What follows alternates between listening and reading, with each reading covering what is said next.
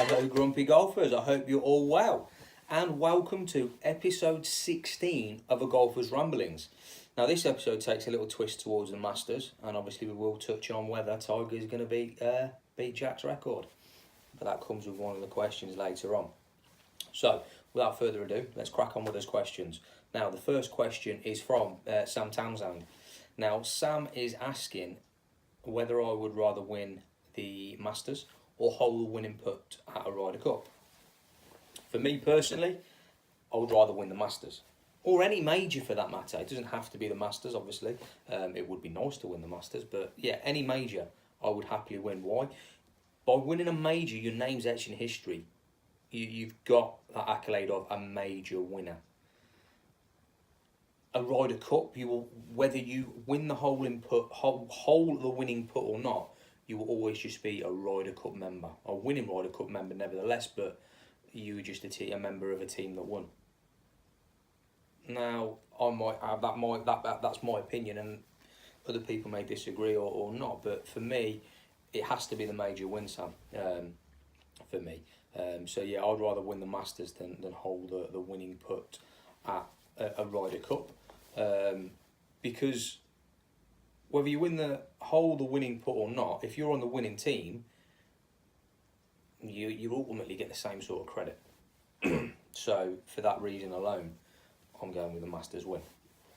Now the next question, I hope that answers your question well, Sam. Thank you.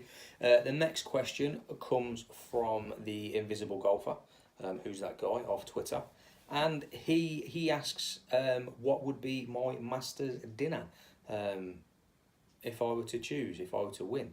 I'm not a huge foodie. I love food, don't get me wrong, but yeah, I'm not a massive foodie.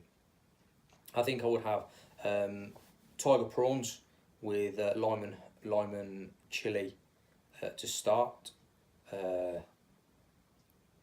I think my main would be a fillet of steak with sautéed potatoes and some sort of veg or salad, depending on the mood, with maybe a peppercorn sauce. And my pudding would be two puddings. It would be salted caramel cheesecake, and it would be apple crumble and ice cream. They would be my puddings. So that would be my Masters dinner. Nothing exciting, but it's all food that I like, and as it's my dinner, that's what it'd be. I hope that answers your question, buddy. Next question comes from Higgos Golf off Twitter. So Mark's asking, would I rather be a amazing driver of the ball or an amazing putter of the ball? Me and Mark spoke about this a little bit online earlier, regarding the different feelings you get from both. Now, you smash a drive down the middle, long drive, finds the fairway, you get a buzz, you get a real adrenaline rush from hitting that big drive. Whereas when you sink that putt, it's more of a calming feeling. You know that the job's done. You sort of relax a little bit into your next shot. So yeah, for me, I would happily be an average putter and an amazing driver, simply off the back of shots gained. You're going to gain more shots on the field off the tee than you are on the green. So I'm happy with being an average putter if I'm ripping a drive down there and leaving myself a little wedge in. I'm happy with that. So yeah, for me, an amazing driver over being an amazing putter. And the final question is a bit of a two-parter. It comes from Neil Littlewood. And the first part of the question is, do I think Tiger Woods' comeback is the best sporting comeback of all time? In short, Neil, yes, I do. For sure, it's the greatest sporting comeback of my lifetime, for sure. Now, let's look at what he's been through over the last few years. He's had serious injuries and major surgeries.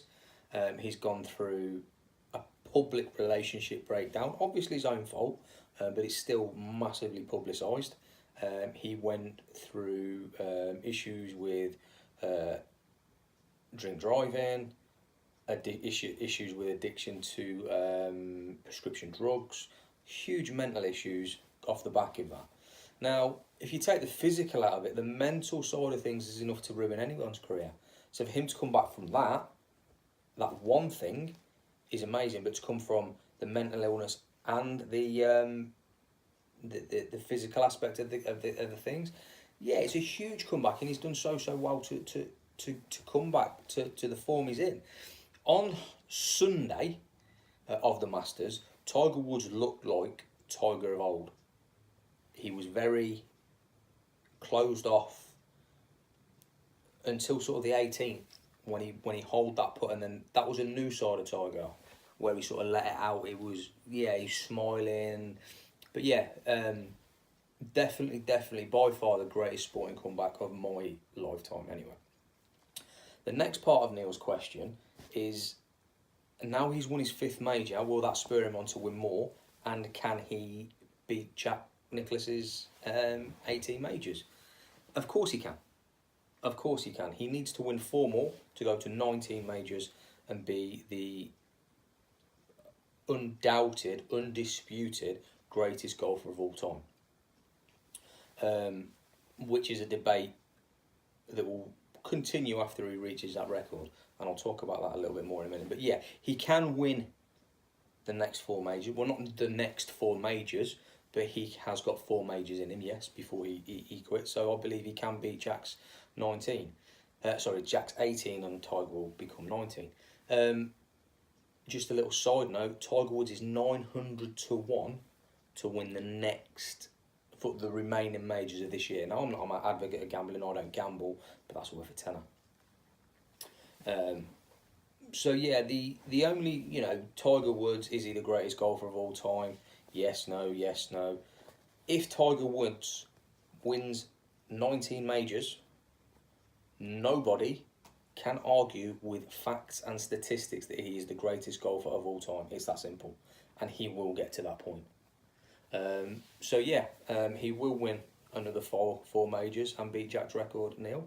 And yes, it was the greatest sporting comeback of all time, in my opinion. I hope that answers your question, buddy, and I hope you're well.